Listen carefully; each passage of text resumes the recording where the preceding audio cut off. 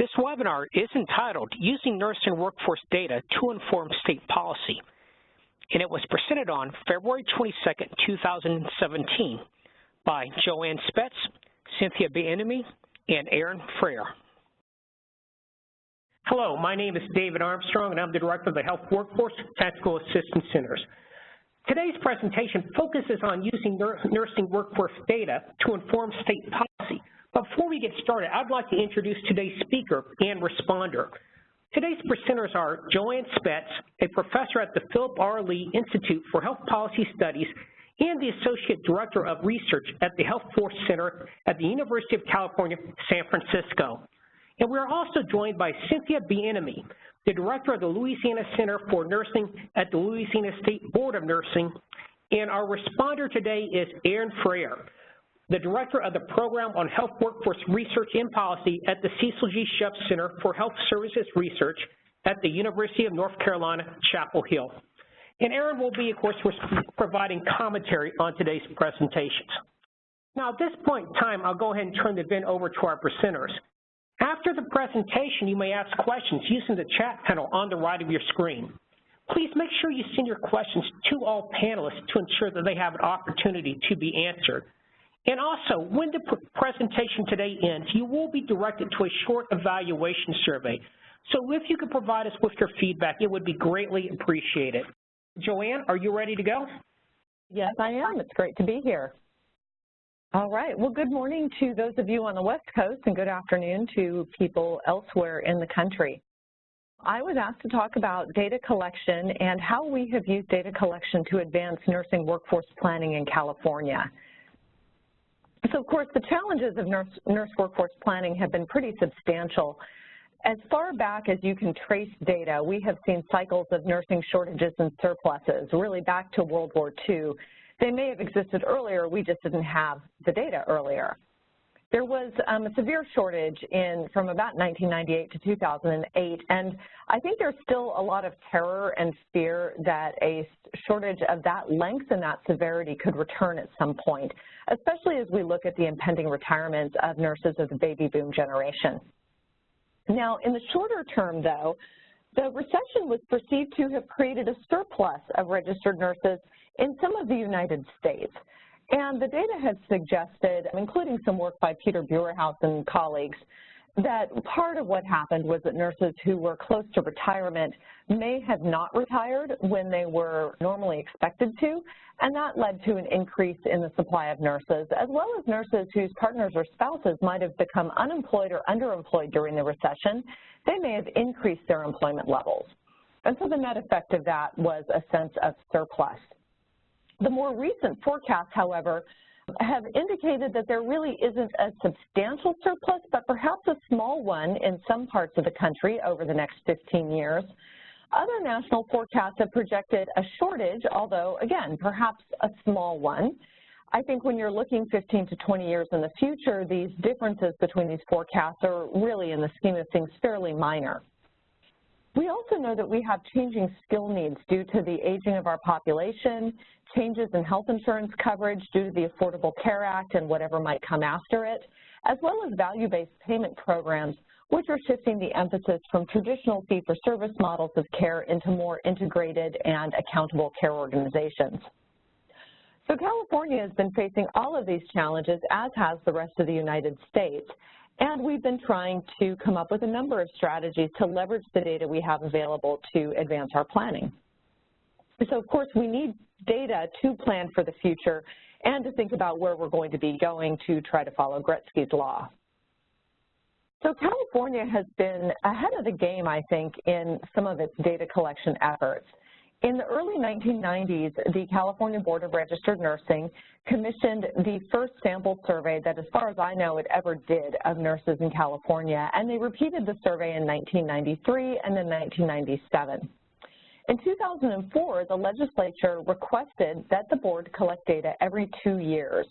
And so beginning in 2004, a biennial sample survey has been done.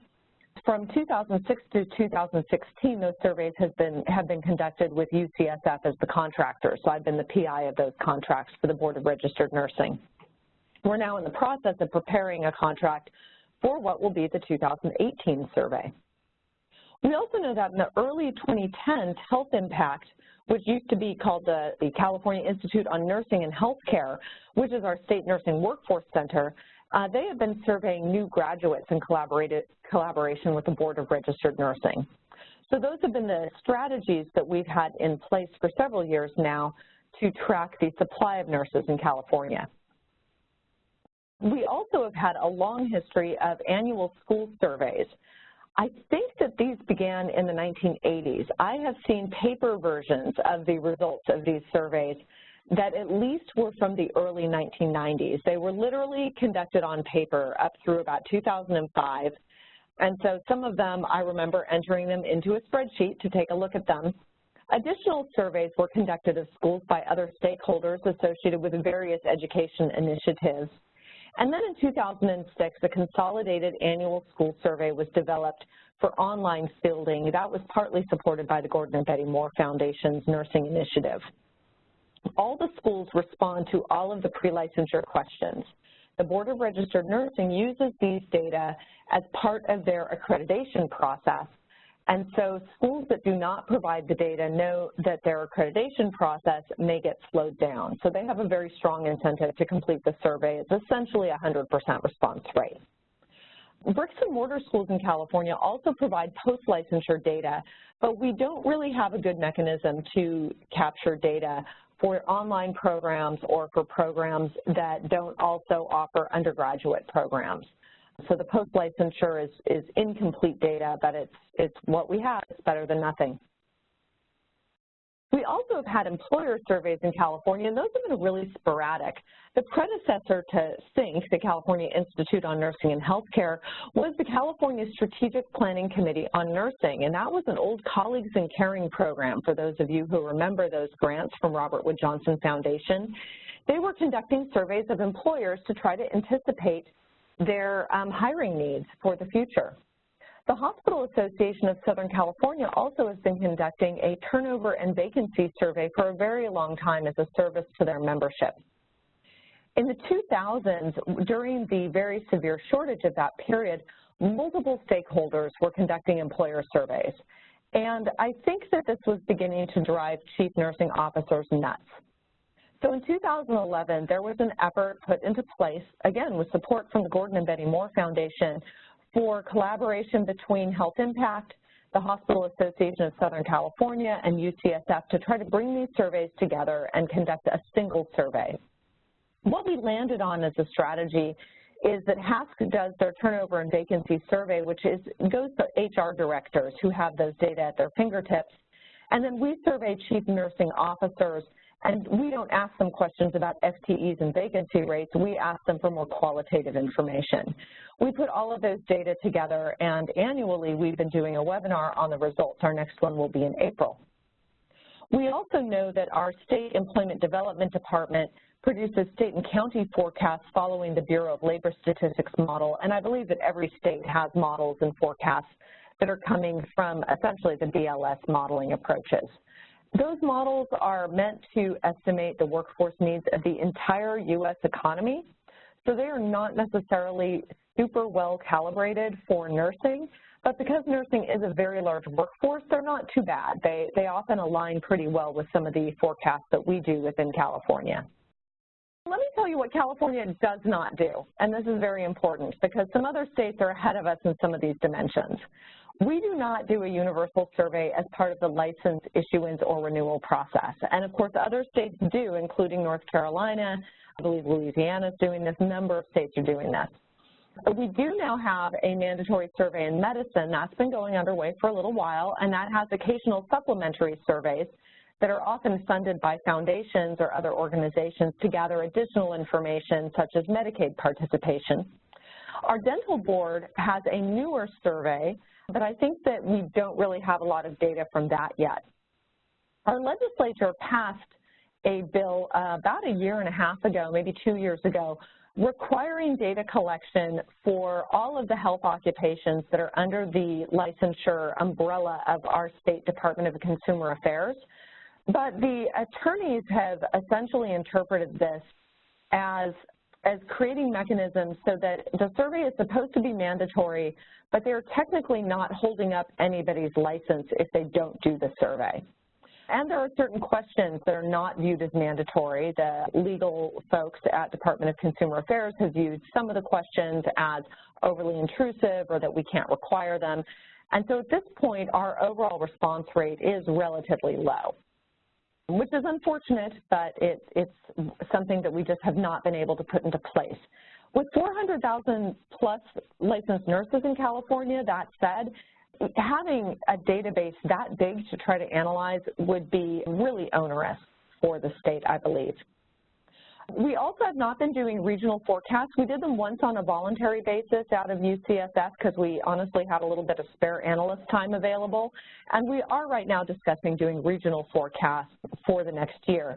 Because it's worth noting that if you took California and you flipped it upside down or flipped it left to right and laid it on top of the East Coast, it basically would cover South Carolina to New Jersey. And our state has the geographic and economic diversity that is represented by looking at the entire eastern seaboard over that swath of land.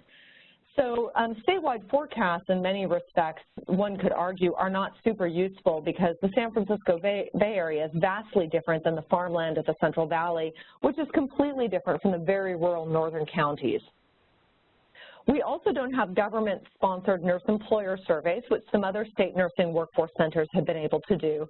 And our employer surveys do not include non-hospital settings. We have not been able to do that simply because of the scope and budget that would be required to try to get those other organizations. So next slide, although it looks like I may be the presenter again. David, is that true?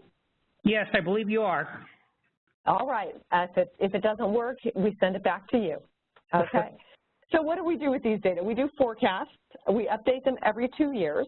The supply forecasts are based on the BRN surveys and licensing data that I get from the board, specific things like numbers of nurses requesting endorsement from other states or requesting for their licenses to be endorsed to other states. The old National Sample Survey of Registered Nurses was used to get data on state-to-state migration. Since that hasn't been done now in nearly a decade, I think our ability to estimate state-to-state migration has been diminishing significantly over time, which is really a shame, and it's one area of uncertainty in our models. We also use the data to look at current labor market conditions. So we have found that the Chief Nursing Officer and HR employer surveys give us a really good sense about what's happening today and a sense about what is likely to happen over the next year. But we have found that chief nursing officers and HR directors are not really great at estimating what's going to happen over a 3 or 5 or 10-year period.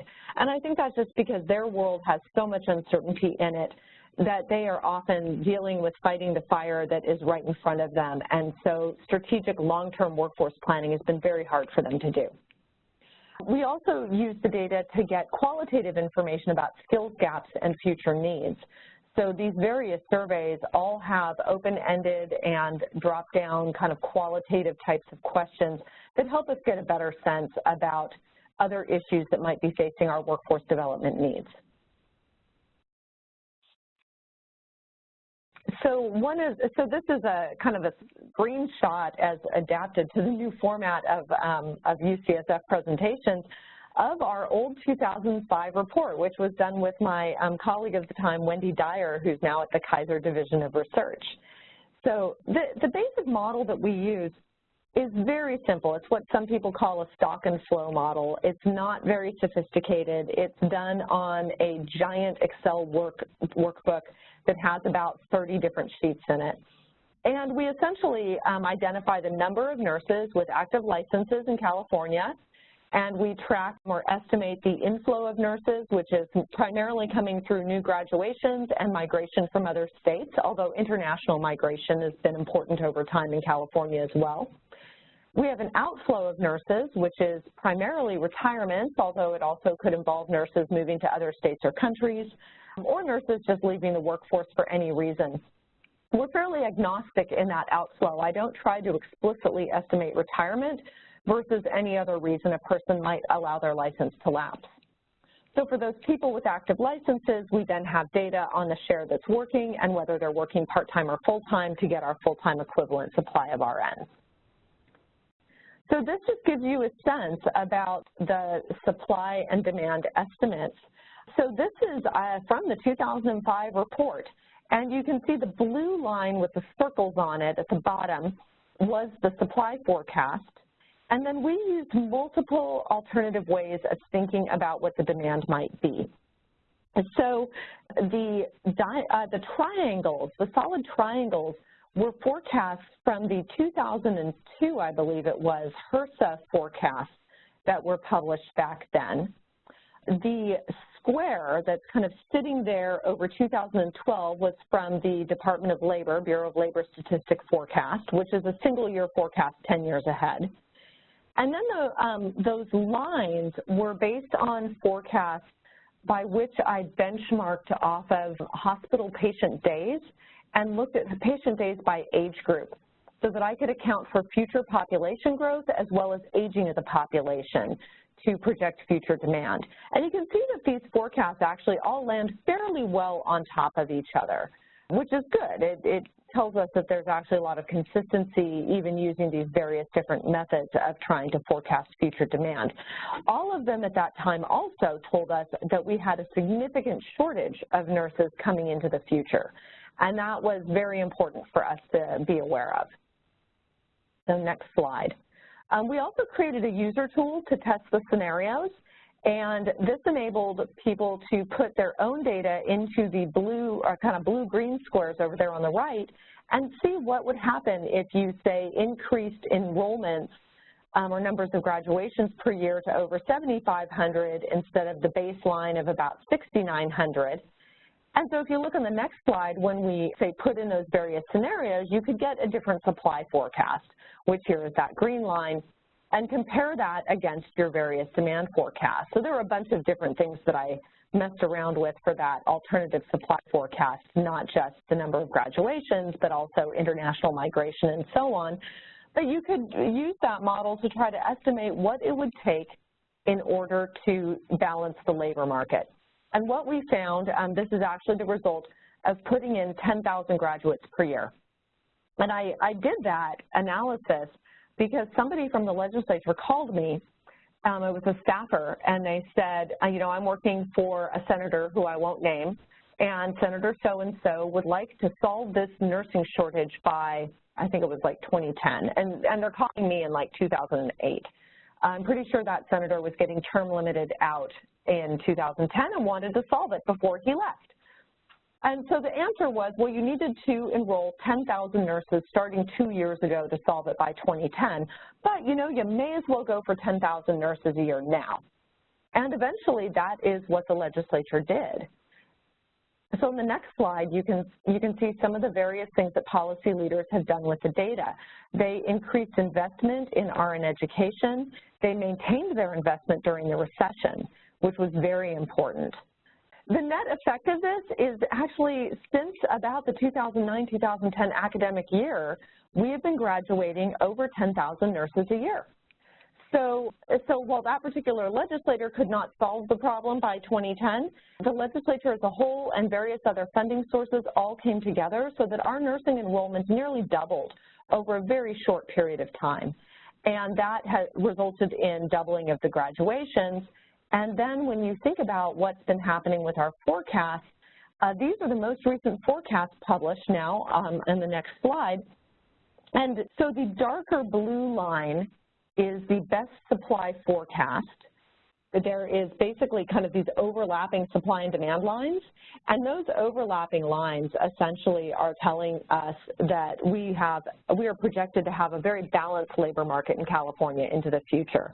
And there's, you know, maybe a little bit of variation about whether you think that there might be a little bit of a shortage or a little bit of a surplus. A lot of the answer to that really comes down to things that we may or may not have great control over.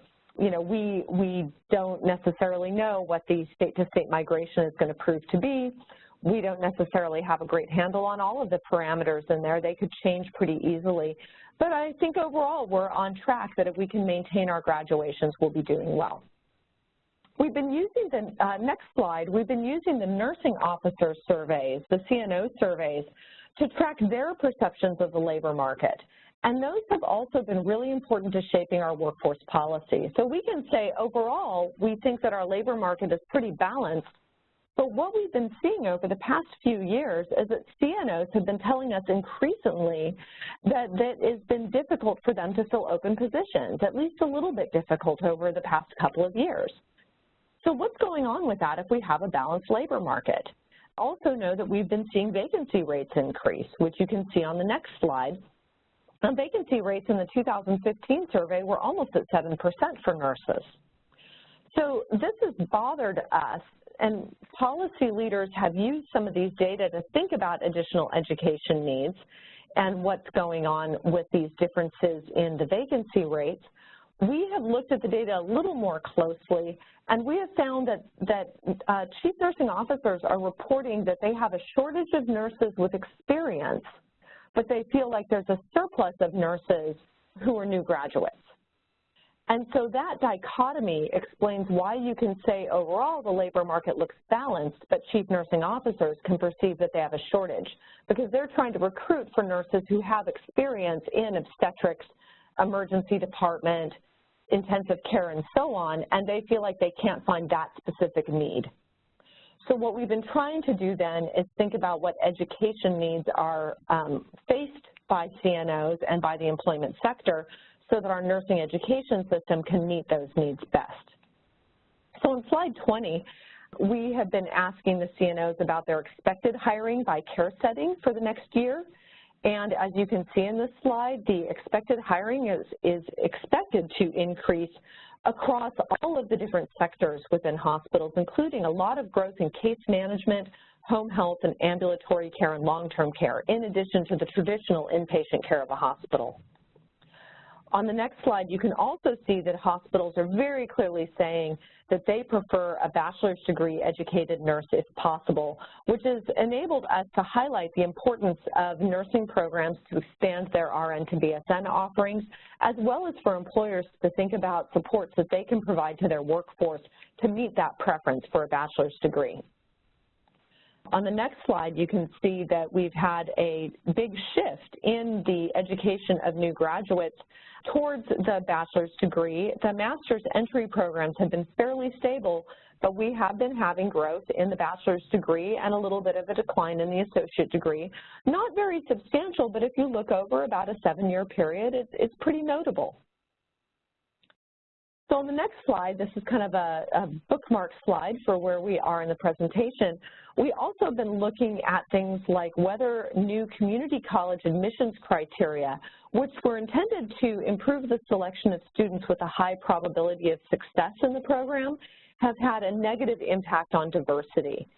And so we've been able to generate charts and graphs for our community college chancellor's office, such as the one on the next slide, with the diversity of California's pre-licensure graduates. And we've been able to document that our pre-licensure graduate diversity has been improving, and there haven't been any detrimental effects to the community college diversity.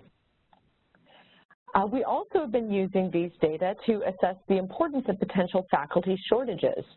So on slide 26, you can see that we have, from the annual schools report, this is just the 2013-2014 data, so it's a few years old, but it really hasn't changed very much over the past few years, of how many full-time faculty, how many part-time faculty, what are the vacancy rates, how many people left over the past year, and how many people do they expect to retire in the next year.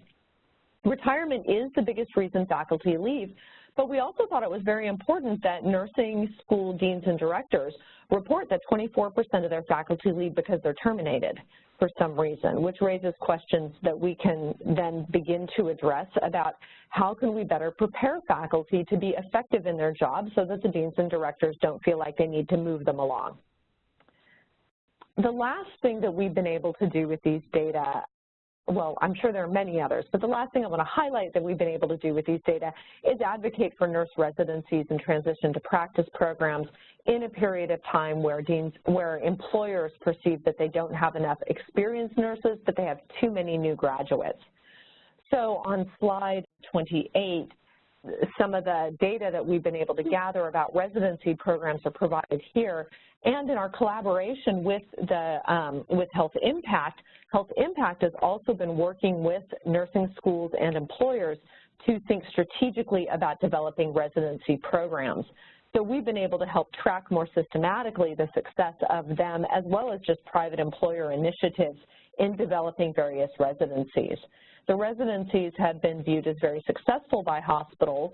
Probably about 10 or 15% of hospitals have them for new graduates who are not guaranteed to be hired. So these are not onboarding programs. These are a separate residency. And a lot of them are actually offering pay to participate in the residency. And about 4/5 of the programs say that nearly all of the residency completers are hired then by the hospital. And at the same time, about 14% said they really don't hire very many of the residency completers, but they're still happy to provide the residency program because they know how important it is. So that's kind of a little bit of a broken up overview due to the technical problems of what we've been able to do with data collection in California. So I think I hand it over to Cynthia now. Okay, thank you, Joanne. Okay, all righty, I'm ready, and thank you for this opportunity. I'd like to thank Peter and also Jean for hosting these series of webinars. They have been very informative. And I also like to thank Joanne. That was an excellent presentation. The objectives for this presentation are to share with you just a little bit about the impetus for the creation of the Center for Nursing, the charge to the Center for Nursing, reports generated by the center, engagement of stakeholders, and also the importance of disseminating the work by the Center for Nursing. In 2008, I think Joanne mentioned the Colleagues in Caring project. Louisiana actually, and a team from Louisiana actually submitted an application to become a part of this Capacity Summit Conference, and they were denied. And the rationale or impetus for that was that there was not a nursing workforce center in Louisiana. So at that time, we had nurse leaders from major organizations within the state, the Louisiana Council of Administrators of Nursing Education, Nursing Supply and Demand Council, Louisiana State Board of Nursing, Louisiana State Nurses Association. They got together and they met with our legislators and shared with them the importance of having a repository, a place where not only the data is housed, because Louisiana State Board of Nursing has been collecting data since 1970, but also to be able to take that data, to analyze that data, to generate reports that can inform our policymakers. And so as a result, in 2008, a Senate resolution was passed that established the Louisiana Center for Nursing under the Louisiana State Board of Nursing. The charge to the Louisiana State Board, to the Louisiana Center for Nursing, is to collect, analyze, and report registered nurse workforce data and APRN workforce data, to develop predictive models to forecast registered nurse and workforce needs, to evaluate registered nurse education capacity and develop strategies for increasing educational access, for retention and mobility, including opportunities for minority and underrepresented groups. Where do we get the data from? We actually get the data through our annual licensure renewal process. Every year in Louisiana, every nurse has to actively apply for a license renewal. So we have data on every licensed nurse in the state of Louisiana. And then every nursing program in the state of Louisiana, pre-RN and APRN program, submits annual reports to the Louisiana State Board of Nursing. So again, we have data from 100% of our nursing programs in Louisiana to develop these reports. I'd like to add here too that it's not just about data or collecting data for the sake of collecting data. I think the goal is that we're collecting this data for a purpose, and that is to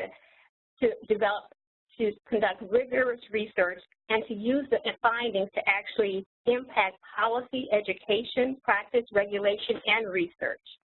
So just to share with you some of the reports that we've generated out of the Center for Nursing, and these are just, the Center for Nursing actually facilitates the writing and development of our annual report. A subset of that report is the Nursing Education Capacity and Nursing Supply report, and this is specifically for our stakeholders such as the Nursing Supply and Demand Council, our Healthforce Commission that are really focused on nursing education capacity and looking at what is the supply of our nursing workforce.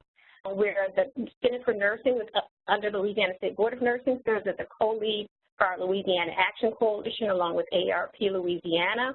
In 2013, we actually worked with consultants to develop our statewide multi-regional nursing workforce forecasting model, and that we're in the process will be enhancing and updating in the next year or so. And we've conducted 2 nurse employer, nurse demand reports, and nurse employer surveys. The first was in 2010, and the last one was in 2014. And we actually conducted research in terms of surveys of the various healthcare systems, such as acute care hospitals, psychiatric hospitals, long-term care, home health, hospice, the Department of Public Health, ambulatory care services. Again, within the Louisiana Center for Nursing is a member of the National Forum of State Nursing Workforce Centers, and we have a saying within our organization that says that we steal shamelessly from one another, and that has been a tremendous blessing. I have learned so much from the organization's nursing workforce centers within that organization.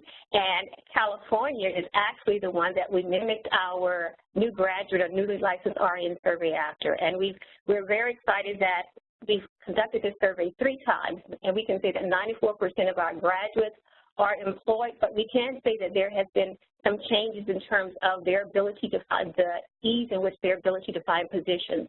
And one of the major things, and just to follow up what Joanne said, is that we have over hundreds and hundreds of comments on our surveys that says from the newly licensed RNs that it's very difficult because many of the employers are asking for experienced nurses. And of course, their question is, how do we get experience if no one gives us a chance?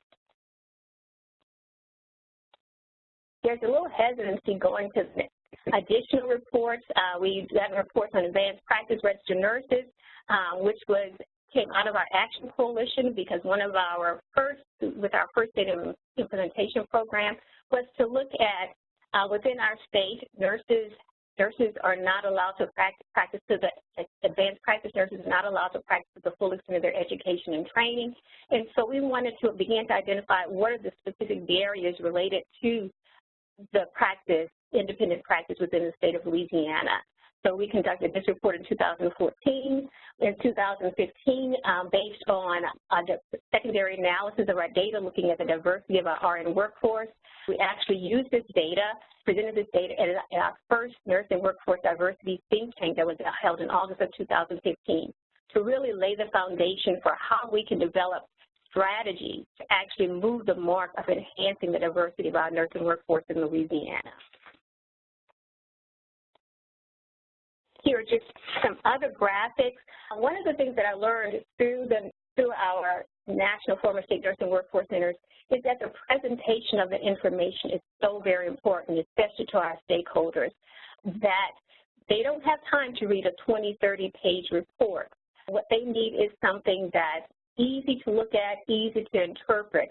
We actually met with our Secretary of Health a couple of months ago to solicit her partnership in our Culture of Health Summit that we're planning for April. And we shared some of our infographics, some of the information on workforce, and she was so excited about this. And this is what she really focused on. So again, I guess dissemination and presentation of the information to policymakers is also key.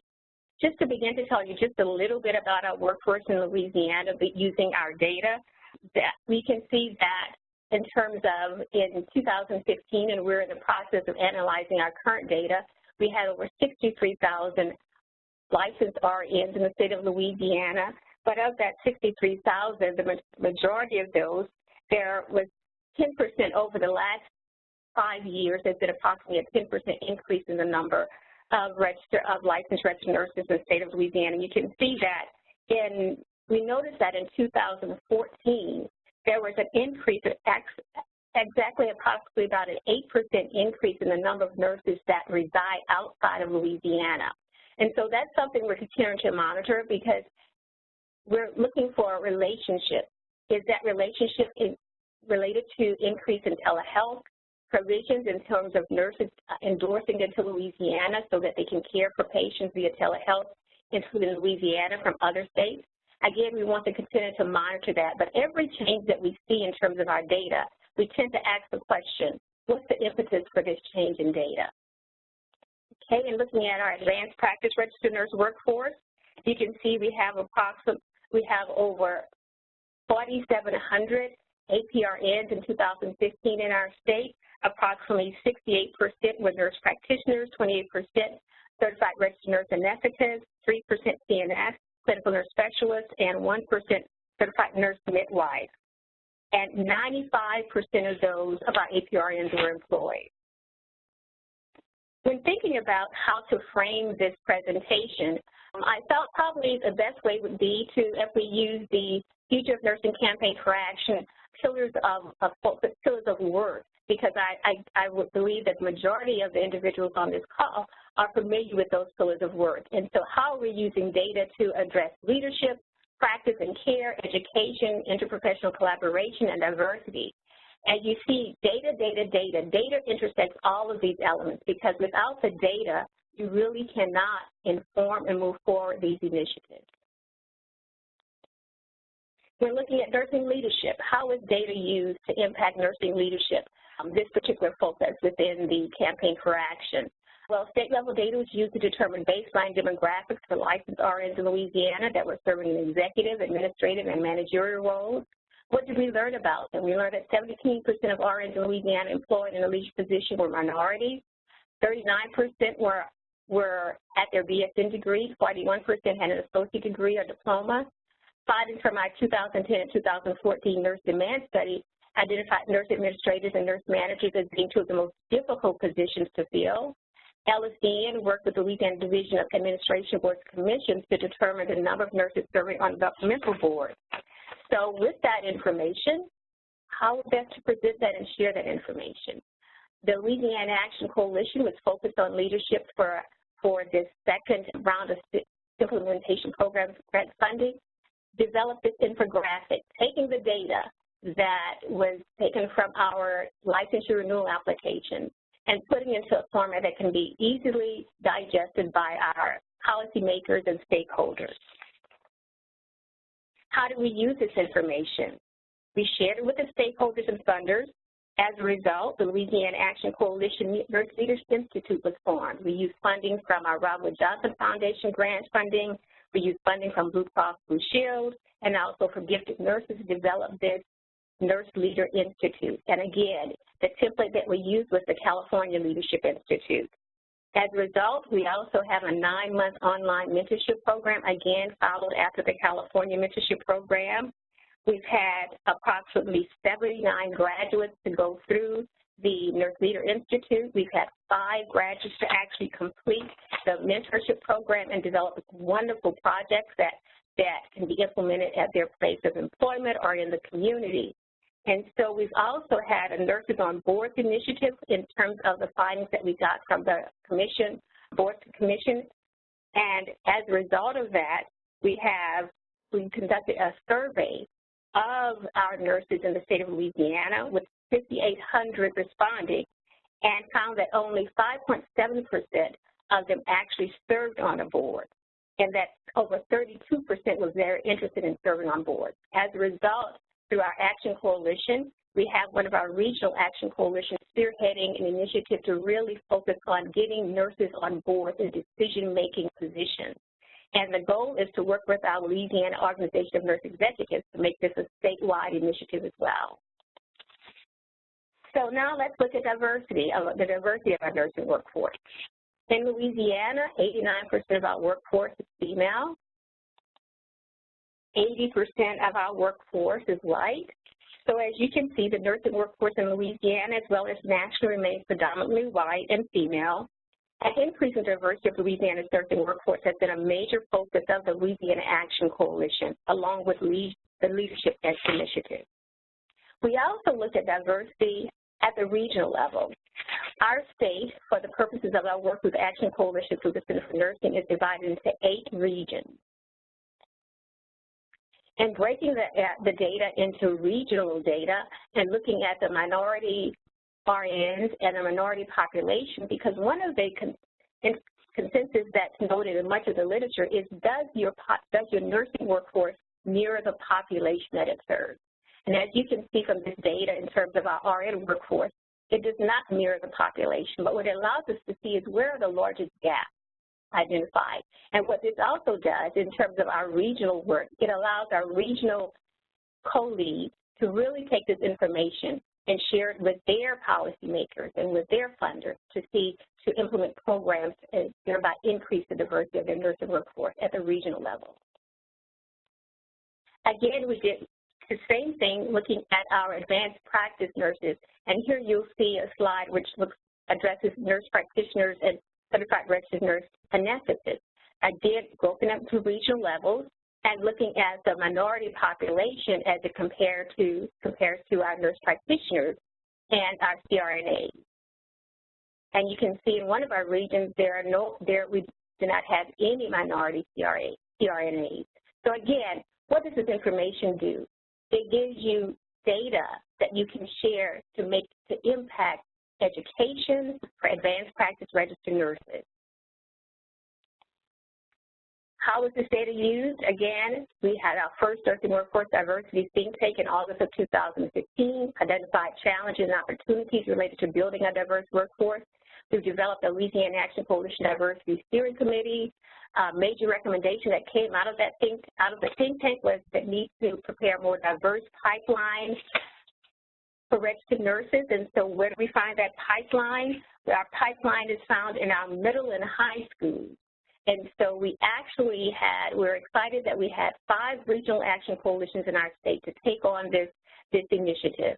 And they actually implemented programs over this last 9 months that we're actually generating sending the results with our close of our SIP grant.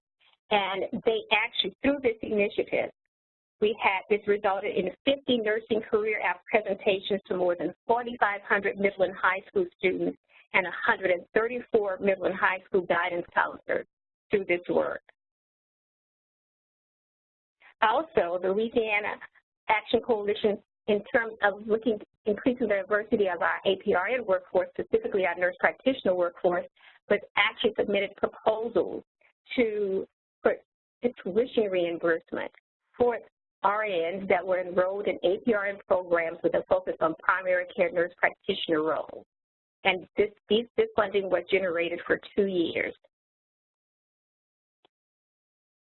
Then when we look at the RNs with a BSN degree or higher, again, we know that the IOM recommendation goal is 80% BSN prepared nurses by 2020. Well, we're not at that point yet, but we have definitely made movement in that direction. And we started off, it was approximately 50% of our BSN in 2011, and now we're up to approximately 54% of our RNs prepared at the BSN level. So how has this impacted our work in the state in terms of increasing that number? You can see here that we've had a 225% increase in the number of RNs enrolled in RN to BSN programs, just those in our state. We've had a 199% increase in the number of graduates, and again, that's just in our state.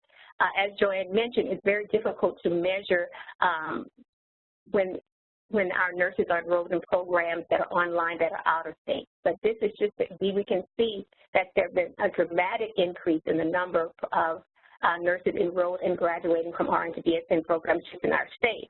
And as a result of much of this initiative, it's been that 4-year universities and community colleges have partnered to provide seamless transition from diploma and associate degree programs to BSN programs.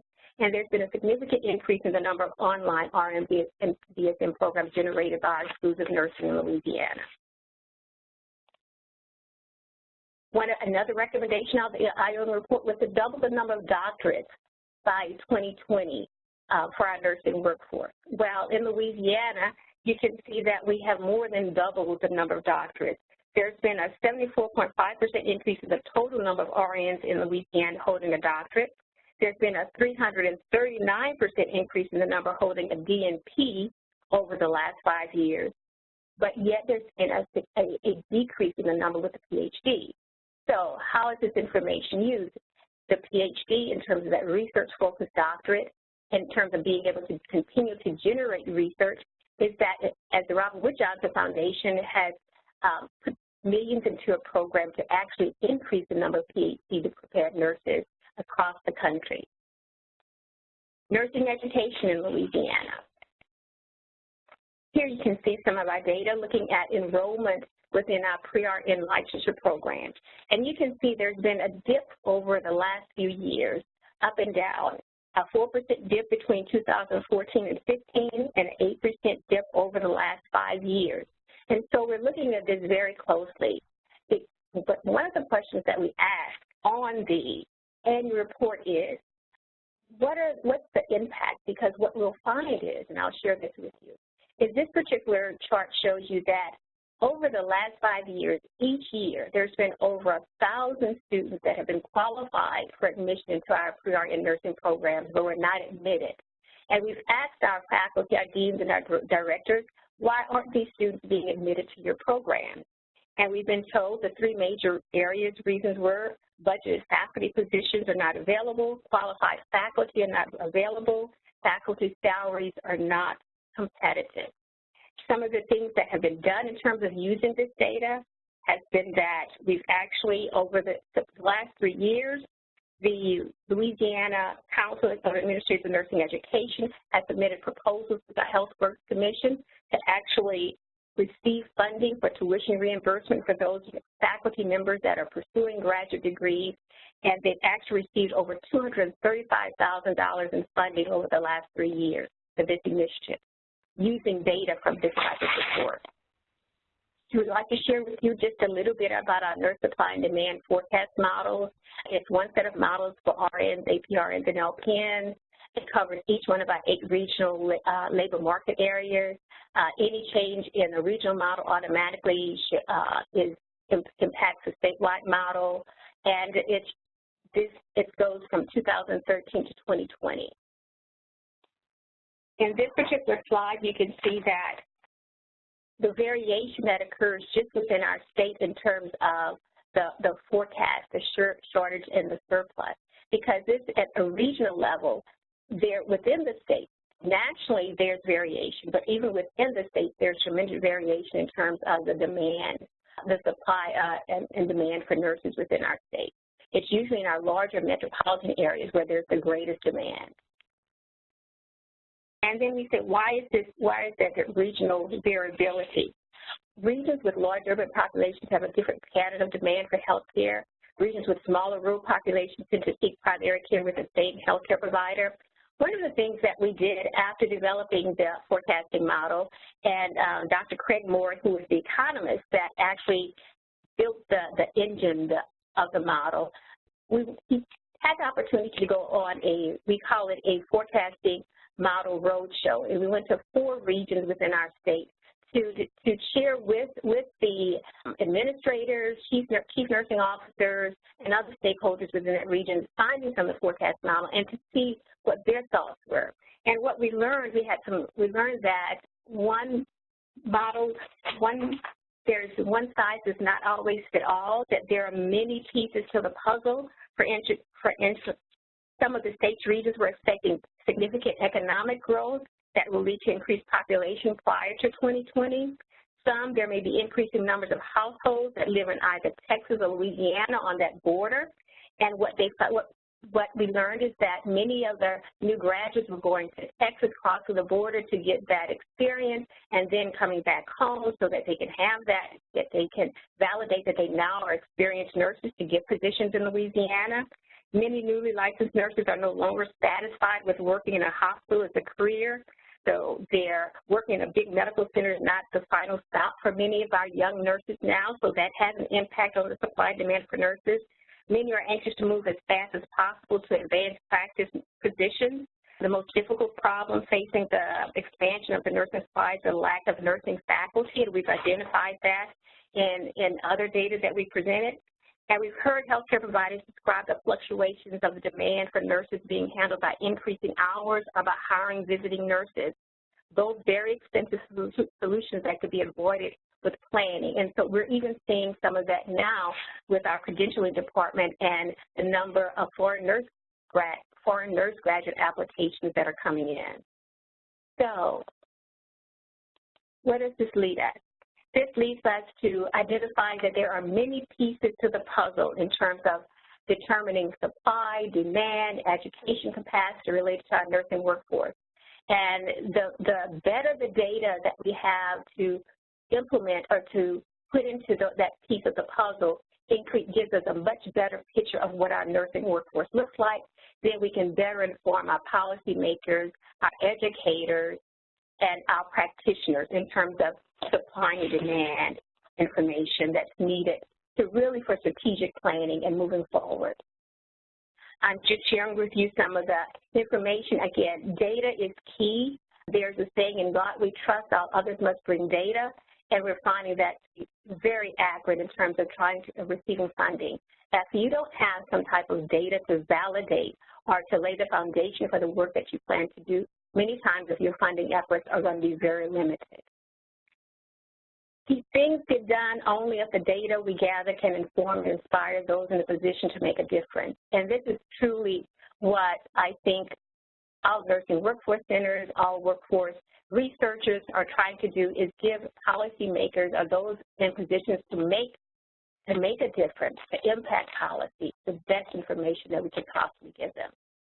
In terms of engaging stakeholders and collaborating with others, as you can see, I will not go through all of them, but the Louisiana State Board of Nursing, with the Center for Nursing, are engaging stakeholders and organizations in this work. Truly know that it cannot be done in a silo, that great things are only done when you have a great team to do the work. And that's the end of my presentation, and thank you. All right. This is Erin Fraher. Thank you, Joanne and Cynthia. And I don't think we have any questions, David. Are we? No, the audience hasn't asked anything just yet. Now, I had a couple questions on my own, but by all means, provide some commentary. Okay, thank you, David. So as much fun as it looked like using slides, I'm not going to use any slides. And I was going to do a Letterman top 10 synthesis, but I only came up with 9 points. So bear with me, I'll be quick. So I'm sort of been thinking and reflecting on Cynthia and Joanne's excellent presentations. Number one, I think one of the things that came out in both presentations are that you need data to get a seat at the table, to engage with policymakers, to motivate change. And one thing that we didn't talk so much about, and increasingly is going to be an issue, is with constrained budgets, we're going to have to show return on investment, and we're going to have to be able to describe what's going on in nursing in terms of the educational return on investment. And so having those data are going to be critical. And Joanne alluded to how important it is to have data to inform emerging policy debates. So you want to have the data when that legislator calls and says, I've got a bill regarding an educational plan, or I've got a bill regarding scope of practice. So that's number one. Number two, I think the second point was really that data collection and analysis needs to be specific to your audience. I mean, Cynthia said it right. Getting the right data to the right people is absolutely critical. Number three thing that really struck me and that Cynthia really made explicit was the power of presentation. So not just good enough to collect data, but to engage your stakeholders, to engage your policymakers. You're going to have to, invest in design, in infographics and data visualization tools. Make the story pop. We use a lot of maps that are by voting district or by county so that people are engaged in what matters to them. Number four is we saw in both presentations, policymakers will say, great data, but compared to what? You're going to need benchmarks. So you're going to have to compare to the population. Cynthia showed us some really powerful data about diversity, and she broke it down by region. And so then you're actually engaging policymakers in what it looks like in their region. Longitudinal analyses are important. Compared to the past, what do we look like? And my favorite when I go to the legislature is always to compare to other states. I don't know what it's like when you give policy presentations at the legislature, but our folks want to know, are we better than South Carolina? And so there we have it. But we often do charts where we say, here's where we are, here's where the nation is, here's where Virginia and South Carolina are. Number five, really important to identify the policy relevant questions.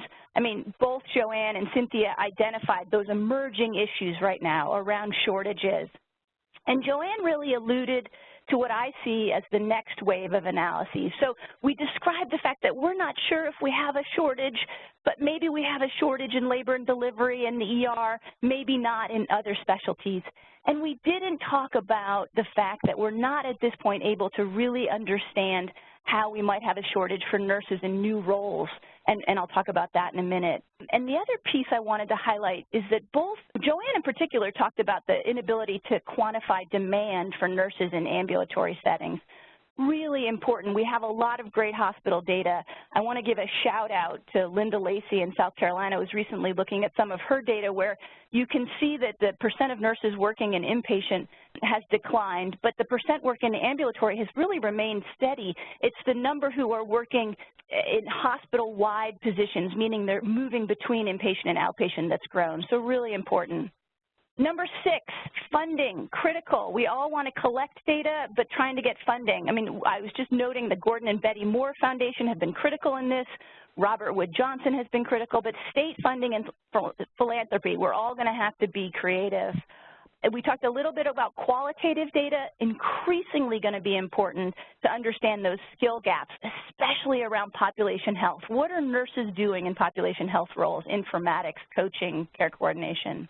So quickly, I want to give a shout out. We have number 9, we have a nursing outlook paper that just came out called The Value of Workforce Data in Shaping Nursing Workforce Policy, a case study from North Carolina. So we've had a great presentation from Louisiana, another one from California. Other states are doing terrific things. This was a paper that we put together on this exact topic, which may be useful to some of you.